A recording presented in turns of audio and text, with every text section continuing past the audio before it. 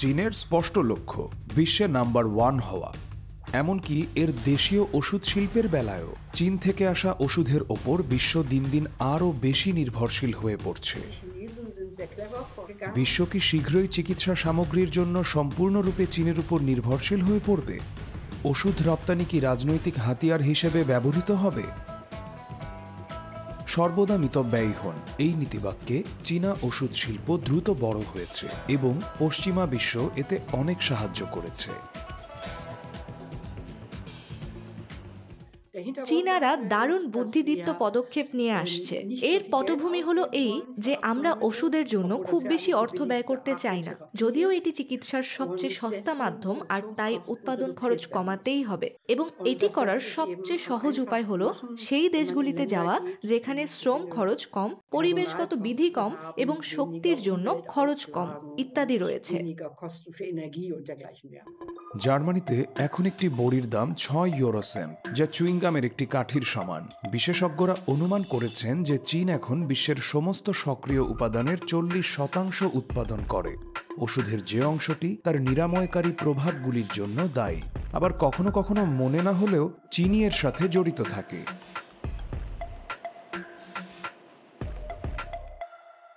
উদাহরণস্বরূপ, বিশ্বজুড়ে এই জায়গাগুলিতে জনপ্রিয় ব্যথানাশক আইবুপ্রোফেন উৎপাদিত হয়।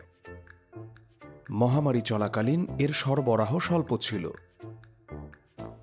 এটি ভারতেও উৎপাদিত হয়েছিল, কিন্তু এই ভিন্নতা বিভ্রান্তিকর, কারণ ভারত তার প্রয়োজনীয় প্রায় সমস্ত সক্রিয় উপাদান চীন থেকেই আমদানি করে। অন্যদের তুলনায় চীনাদের একটি বিশেষ প্রতিযোগিতামূলক সুবিধা রয়েছে। তারা এখন ওষুধের জন্য বেশিরভাগ কাঁচামাল উৎপাদন করে এবং ইকোনমি অফ স্কেলের কারণে তারা খুব সস্তায় তা করে থাকে। মূল্যের ক্ষেত্রে তার সুবিধার সৌজন্যে চীন বিদেশি প্রতিযোগীদের চেপে ধরছে, যেমনটি অ্যান্টিবায়োটিক সেফালোস্পোরিনের ক্ষেত্রে ঘটেছে। এমনকি অত্যাধুনিক উৎপাদন প্রযুক্তি সম্পন্ন একটি জার্মান প্রস্তুতকারকও চীনের বিরুদ্ধে কোনো পাত্তাই পায়নি। উল্লেখযোগ্যভাবে কয়েক বছর আগে পর্যন্ত আমরা হোকোস্ট কোম্পানিতে সেফালোস্পোরিন উৎপাদন করতাম, কিন্তু সেটা আর হয় না। কারণ হলো চীনাদের বুদ্ধিদীপ্ত পদক্ষেপ। হোকোস্ট যে মূল্য নির্ধারণ করত তা তারা সব সময় কমিয়ে দিত, যতক্ষণ না হোকোস্টের তৎকালীন মালিক, একটি বেসরকারি ইকুইটি সংস্থা, অবশেষে বলেছে এর কোনো মুনাফা নেই, আমরা উৎপাদন বন্ধ করে দিব। এর ফল কি হয়েছিল?